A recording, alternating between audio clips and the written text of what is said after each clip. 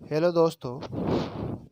नमस्ते दोस्तों। कल अपन बात कर रहे थे अवकलन के बारे में और हमने बात की थी रोले का जो मध्यमान प्रमेय है वो किस प्रकार से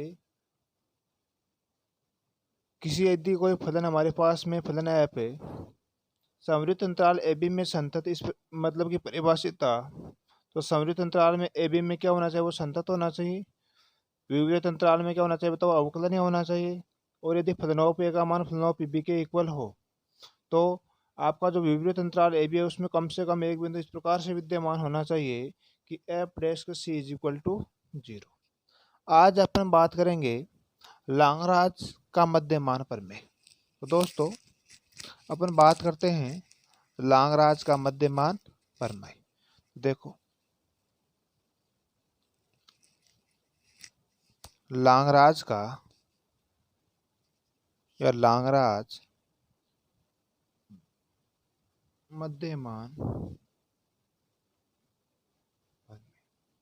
यानी यदि हमारे पास में कोई फलन एफ इस प्रकार से सवृत अंतराल ए बी में परिभाषित है कि कोई फलन क्या बताओ एफ एक्स है और संवृत अंतराल ए बी में क्या बताओ वो परिभाषित है, तो वो लांगराज का मध्यमान प्रमेय सत्यापित होता है कि नहीं होता है।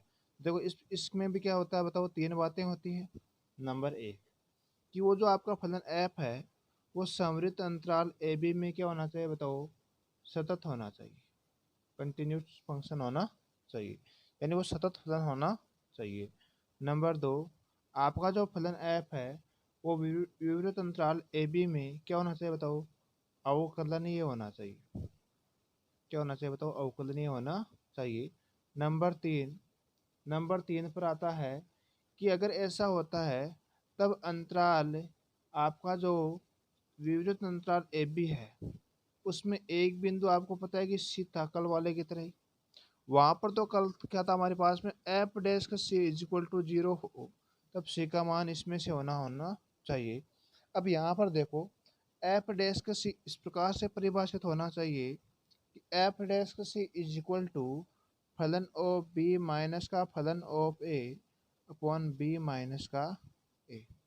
अगर दोनों इस प्रकार से हो, इन दोनों को आप जैसे मान लो हल करते हो तो सी का जो मान है वो विविध अंतराल ए बी में होना चाहिए, विद्यमान होना चाहिए। यानी सी का मान या सी का मान कम से कम एक ऐसा मान होना चाहिए कि विवृत अंतराल में क्या हो बताओ वो ए बी में विद्यमान हो। तो अपन इसको क्या बोल देंगे बताओ, ये लांगराज का मध्यमान प्रमेय सत्यापित होता है। ठीक है जी दोस्तों। तो देखो अपन बात करते हैं अपन कि इसके कुछ क्वेश्चंस लेते हैं। तो देखो 7.6 अभ्यास है अपनी 7.6 अभ्यास में देखो 7.6 में जो पहला क्वेश्चन है कि निम्नलिखित प्रश्नों के लिए रोले प्रमेय की सत्यता की जांच कीजिए। तो इसका पहला क्वेश्चन लेता हूं कि मेरे पास में एक फलन एफ एक्स है। आपको फलन एफ एक्स दिया e की power X into sine X minus का क्या बताओ कोस एक्स है। और एक्स का जो मान है वो एलिमेंट ऑफ क्या बताओ समृद्ध अंतराल पाई बाई फोर से 5 पाई बाई 4 के मध्य में विद्यमान है। यानी ये आपका फलन एफ एक्स परिभाषित है। अब अपन को ये चेक करना है कि रोले का प्रमेय सत्यापित होता है कि नहीं होता है, यानी आपको सत्यता की जांच ही करनी है।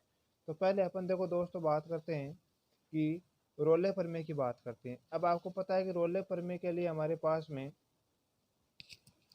तीन बातें होनी चाहिए। तो देखो नंबर एक पर क्या था बताओ कि आपका जो फलन एफ है वो समृद्ध अंतराल ए बी में क्या होना चाहिए बताओ, सतत होना चाहिए। क्या होना चाहिए बताओ, सतत होना चाहिए। तो देखो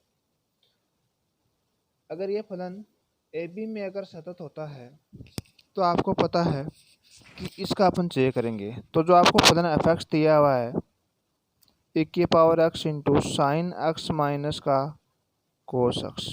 अब देखो e की पावर एक्स जो फलन है वो चरघातांकीय फलन है। ठीक है जी। तो चरघातांकीय फलन e की पावर एक्स और चरघातांकीय एक्सपोनेंशियल जो फंक्शन है वो क्या आपको पता है कि क्या होता है बताओ, अक्स का मान जैसे मान लो पाई बाई फोर से 5 पाई बाई 4 के मध्य में लेते हो तो ये फलन क्या होगा बताओ, सतत होगा। साइन एक्स जो फंक्शन होता है, साइन एक्स या साइन थीटा जो फंक्शन होता है वो क्या होता है बताओ, सर्वत्र सतत होता है। कोस थीटा या कोस एक्स भी क्या होता है, सतत होता है। तो sign X minus cos x भी क्या हो गया बताओ, सतत हो गया। अब ये फलन अगर सतत है और ये भी सतत है, तो दो सतत फलनों का गुणनफल भी क्या होता है बताओ, एक सतत फलन होता है। इसका मतलब आपका जो फलन एफ है वो क्या हो गया बताओ, संवृत अंतराल ए बी में क्या हो गया बताओ, सतत हो गया। इसको इसका मतलब अपन इसको बोल सकते हैं कि ये फलन क्या होगा बताओ, सतत होगा। इसके बारे में आगे अपन बात करते हैं अवकलनीय की। अवकलनीय का मतलब ये हुआ कि आपका जो फलन एफ है, जो फलन आपका क्या बताओ एफ एक्स है, क्या बताओ e की power X into sine X minus का कोस एक्स, वो विपरीत अंतराल क्या होगा बताओ, पाई/4 से 5π/4 के बीच। इसमें क्या होना चाहिए बताओ, आपका अवकलनीय होना चाहिए। अब देखो इसमें अगर ये फलन अवकलनीय होता है, तो इसमें अगर ये फलन अवकलनीय होता है तो इसका मतलब ये है कि इसके प्रत्येक बिंदु पर क्या होना चाहिए बताओ, अवकलनीय होना चाहिए। इसका मतलब देखो, अब देखो आपका जो फलन एफ एक्स है इसका अपन आसानी से अवकलन कर सकते हैं। और एक्स का जैसे मान लो अपन मान रखेंगे 5/4 से 5π/4 के मध्य में कोई भी अगर आप जैसे मान लो मान रखोगे, तो इसका क्या आएगा बताओ, एक निश्चित मान ही आएगा। इसका मतलब ये फलन कैसा होगा बताओ, एक अवकलनीय फलन होगा। इसका मतलब ये फलन हो गया आपका इस अंतराल में अवकलनीय हो गया और इस संवृत अंतराल में क्या हो गया बताओ, सतत हो गया। अब देखो अपन बात करते हैं, अगर इस दो बातें हो गई इसका मतलब ये हुआ, अगर दो बातें इसकी सही हो गई तो तीसरी बात की अपन बात करते हैं। तो पहले अपन बात करते हैं फलनोप ए। फलनोप ए का मतलब हो गया फलनोप π/4। तो e की पावर π/4 इंटू साइन π/4 माइनस का कोस π/4। तो e की पावर π/4 साइन π/4 यानी साइन 45 का मान 1/√2 माइनस का 1/√2, ये कट गया इससे, तो क्या बच गया बताओ, 0 बच गया। अब x का मान जैसे मान लो आपने 5π/4 रखा, तो फलन of 5π/4 is equal to e की पावर 5π/4 इंटू साइन 5π/4 माइनस का कोस 5π/4। अब देखो 5π/4 का मतलब 225 डिग्री हो गया। तो देखो अपन बात करते हैं साइन 225 माइनस का कोस 225 हो गया। तो e की पावर 5π/4 साइन 225 का मतलब देखो ये e की power 5π/4 upon sine 225 degree minus का कोस 225 डिग्री। अब साइन 225 को क्या लिख दूँ मैं बताओ, 180 प्लस का 45 लिख दूँ। तो साइन 180 प्लस का 45 माइनस का कोस 180 प्लस का 45। अब 180 में जैसे मान लो आपको जोड़ते हो तो फंक्शन चेंज नहीं होता है, और 180 में जोड़ने पर तीसरे में साइन क्या होता है बताओ, नेगेटिव होता है। तो e की पावर 5π/4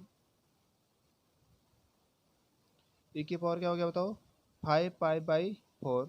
देखो तीसरे में साइन नेगेटिव होता है, तो साइन ये तो नेगेटिव माइनस का साइन 45 डिग्री। तीसरे में कोस में क्या होता है, नेगेटिव, तो माइनस माइनस प्लस, तो कोस 45 हो गया। अब कोस साइन 45 का मान 1/√2, कोस 45 का मान भी 1/√2, तो माइनस का 1/√2 प्लस का 1/√2 कट गया, तो 0 बच गया। 0 को इससे गुणा किया तो क्या बच गया बताओ, 0 बच गया। इसका मतलब ये हो गया। अब देखो फलन ऑफ 5/4 का मान भी क्या है बताओ, 0 आया है। फलन ऑफ 5π/4 का मान भी क्या है बताओ, 0 आया है। अतः फलन ऑफ ए का जो मान है फलन ऑफ बी के क्या बताओ, बराबर है। अर्थात कि फलन ऑफ 5/4 इज इक्वल टू फलन ऑफ क्या हो गया बताओ, 5π/4 हो गया। इसका मतलब फलन of A is equal to क्या हो गया, फलन ऑफ बी। इसका मतलब तीसरी बात भी क्या हो रही है बताओ, सत्य हो रही है। लेकिन अभी इसको अपन और चेक करेंगे कि एक सी इस एलिमेंट ए से बी में इस प्रकार से विद्यमान होता है कि F dash C is equal to क्या होता हो, 0। यानी एफ डेस्क सी का मान जैसे मान लो अपन 0 के बराबर करते हैं, तो सी का मान जो आएगा वो इस विवर्त अंतराल ए बी में से आना चाहिए। तो देखो जो आपके पास में जो फलन था, फलन क्या था बताओ हमारे पास में, फलन of X is equal to था ई की power X into sine X minus का कोस एक्स। तो इसका मैं अवकलन करता हूँ तो F day x first into second के हिसाब से तो ई की पावर एक्स, इसका मैंने अवकलन किया तो sign X minus cos x का क्या हो गया, कोस एक्स प्लस का साइन एक्स प्लस का सेकेंड इंटू फर्स्ट का अवकलन क्या हो गया, ई की पावर एक्स तो साइन एक्स माइनस का कोस एक्स।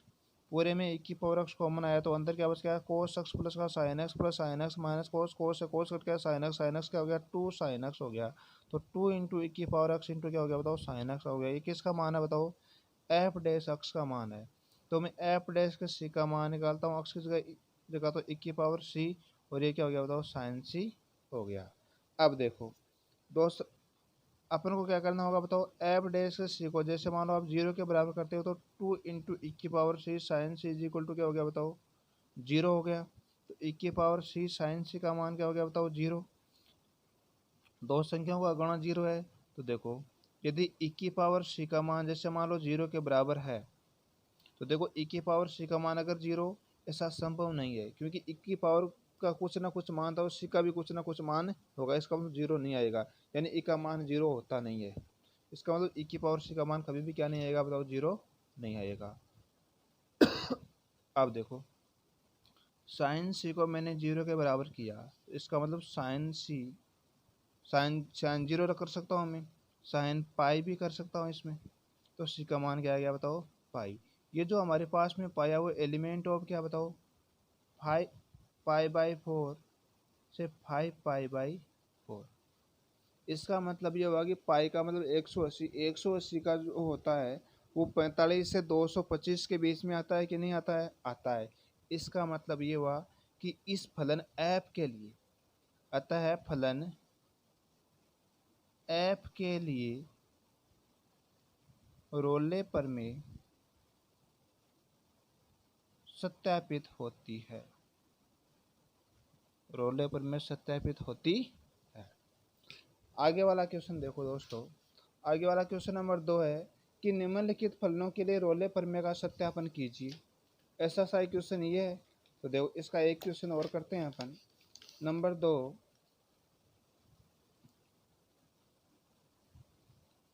फलन ऑफ एक्स का मान आपको दिया हुआ एक्स स्क्वायर प्लस का 5x प्लस का 6, ये दिया हुआ है। आपको इंटरवल दे रखा है एक्स एलिमेंट ऑफ माइनस का 3 से माइनस का 2। तो देखो पहले आपको क्या करना होता है, इसमें रोले प्रमेय का सत्यापन करना है। इसमें आपको जांच नहीं करनी है, इसमें रोले प्रमेय का क्या करना होता है, सत्यापन करना है। अगर सत्यापन करना है इसका मतलब क्या हुआ बताओ, ये इसमें रोले प्रमेय सत्यापित होगी। तो देखो फलनों पक्ष का मान जो आपको दे रखा है वो क्या बताओ, एक्स स्क्वायर प्लस का 5x प्लस का 6 है। अब ये जो फलन है ये कैसा फलन है बताओ, ये एक बहुपदीय फलन है। कैसा फलन है बताओ, ये एक बहुपदीय फलन है। तो देखो यह एक या फलन एफ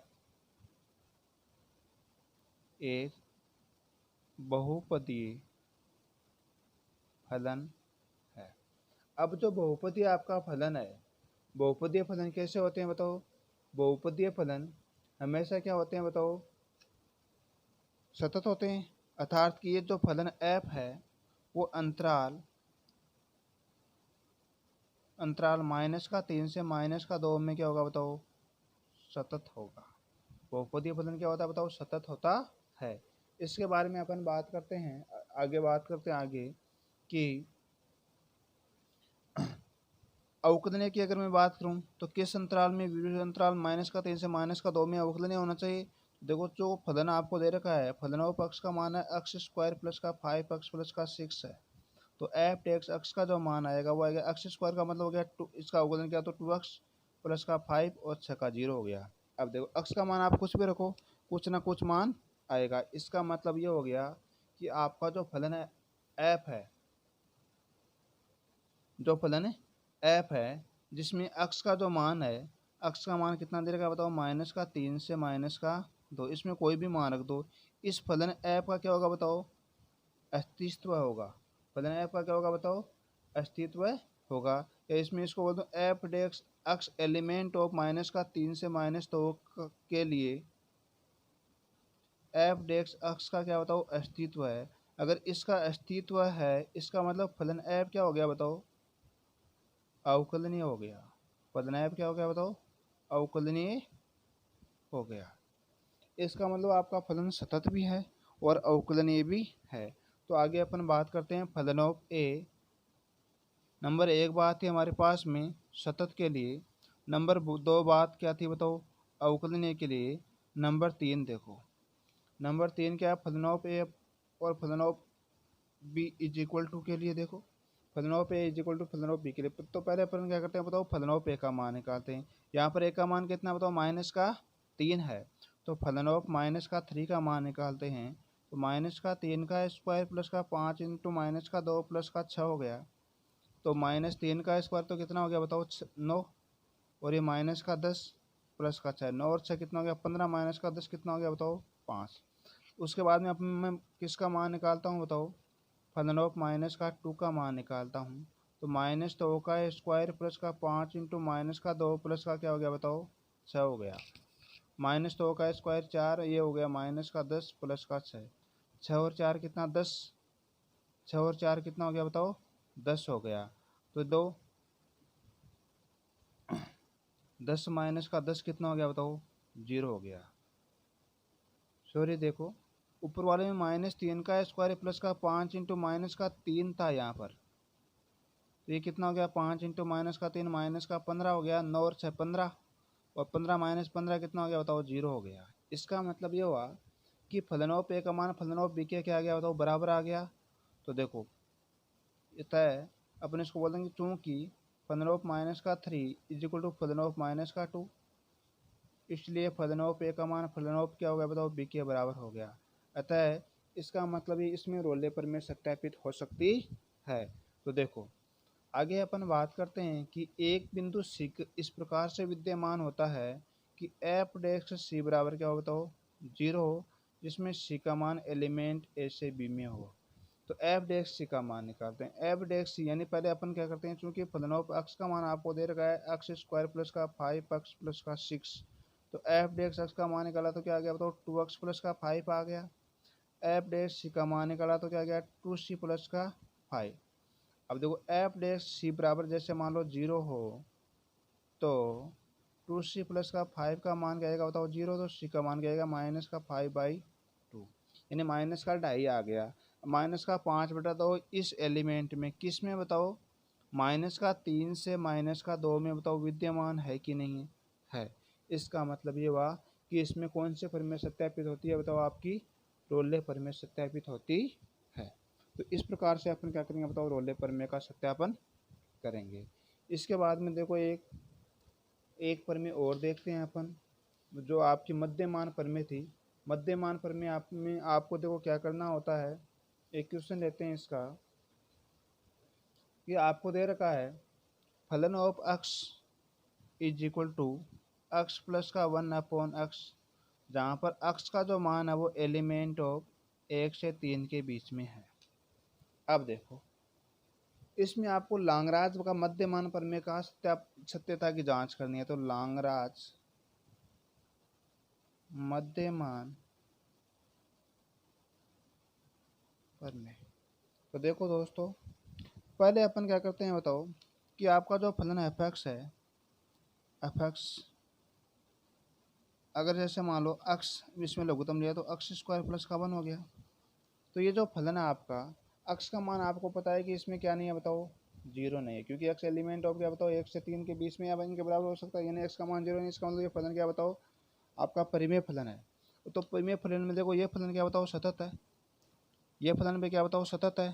इसका मतलब ये फलन सतत अपॉन सतत क्या हो गया बताओ सतत हो गया, अर्थात कि फलन एफ क्या हो गया बताओ सतत हो गया। इसके बाद में देखो अपन बात करते हैं इसमें अवकलनीय की। तो देखो आपका ये जो फलन एफ है इसका अवकलन आसानी से संभव है। भाई एफ डी एक्स एक्स का अगर मैं मान निकालना चाहूँ तो एक्स हमारे पास में एक्स एफ एक्स का मान है एक्स प्लस का 1/x, तो एफ डी एक्स एक्स का मान एक्स का अवकलन क्या तो 1 माइनस का 1/x स्क्वायर हो गया। ठीक है, अर्थात कि इस एफ डी एक्स एक्स का मान एक्स एलिमेंट ऑफ 1 से 3 के लिए क्या बताओ अस्तित्व है एफ डी एक्स एक्स का इस अंतराल के लिए। इसका मतलब इसमें फलन एफ क्या हो गया बताओ अवकलनीय फलन हो गया। तो अवकलनीय फलन हो गया, इसका मतलब इसका अवकलन संभव होता है, कि अवकलनीय फलन। नंबर 3 देखो, अपन बात करते हैं एफ डैश सी का जो मान है फलन ऑफ बी माइनस का फलन of A upon B minus का ए होता है, जहाँ पर सी एलिमेंट ऑफ क्या बताओ 1 से 3 है। ठीक है जी। तो देखो अपन क्या करते हैं, पहले एफ डेक्स सी का मान निकालते हैं। एफ डेक्स सी देखो, पहले एफ डेक्स एक्स का मान आया 1 माइनस का 1 अपॉन एक्स स्क्वायर, तो एफ डेक्स सी का मान क्या आ जाएगा 1 माइनस का 1 अपॉन सी स्क्वायर। इसके बाद में देखो फलन ऑफ बी माइनस का फलन of A upon B minus A का मान निकालते हैं। फलन ऑफ बी का मतलब ये हो गया एक्स प्लस का 1 अपॉन एक्स में एक्स के जगह क्या रख देंगे बताओ 3, तो 3 प्लस का 1/3 माइनस का एक्स का मान अब कितना रखेंगे बताओ 1, तो 1 प्लस का 1/1 बट्टा बी माइनस का 1 का मतलब 3 माइनस का 1 हो गया। तो देखो ये हो गया 3 प्लस का 1/3, 3 प्लस का 1/3 माइनस का 1 प्लस 1 2 हो गया, बट्टा कितना हो गया बताओ 2 हो गया। तो देखो 3 माइनस का 2 कितना हो गया 1, तो 1 प्लस का 1/3 बट्टा कितना हो गया बताओ 2, 3 लघुत्तम है, 3 प्लस का 1 कितना हो गया 4/3 इंटू 2, यानी 2 कट गया तो कितना बच गया बताओ 2/3 बच गया। ये इसका मान आया। किसका मान आया बताओ फलन ऑफ बी माइनस का फलन of A upon B minus का ए का मान आया है। अब देखो एफ डेश सी के इसको इक्वल करेंगे तो 1 माइनस का 1 अपॉन सी स्क्वायर का जो मान आया है हमारे पास में वो आया कितना बताओ 2/3। इसको मैं उधर ले गया तो 1 माइनस का 2/3 बराबर 1/सी स्क्वायर। तो 1/सी स्क्वायर का मान क्या है 1 माइनस 2/3 कितना हो गया 1/3। तो यहाँ से देखो सी स्क्वायर का मान कितना आ गया बताओ 3 आ गया, तो सी का मान कितना है बताओ प्लस माइनस का √3। अब सी का मान प्लस और माइनस का √3 है, तो माइनस का √3 तो इस अंतराल में विद्यमान ही है, लेकिन देखो सी का जो मान है वो प्लस का √3 अंतराल किस में बताओ 1 से 3 में विद्यमान है कि नहीं। भाई 1 से 3 के बीच में √3 का मतलब क्या होता है 1.732 होता है, तो इसमें विद्यमान है। इसका मतलब इसमें लांगराज का मध्यमान प्रमेय सत्यापित होती है। ठीक है जी। तो दोस्तों इस चैनल यानी इस चैनल एम के मैथ्स गुरु को आप लाइक शेयर और सब्सक्राइब कीजिए। धन्यवाद।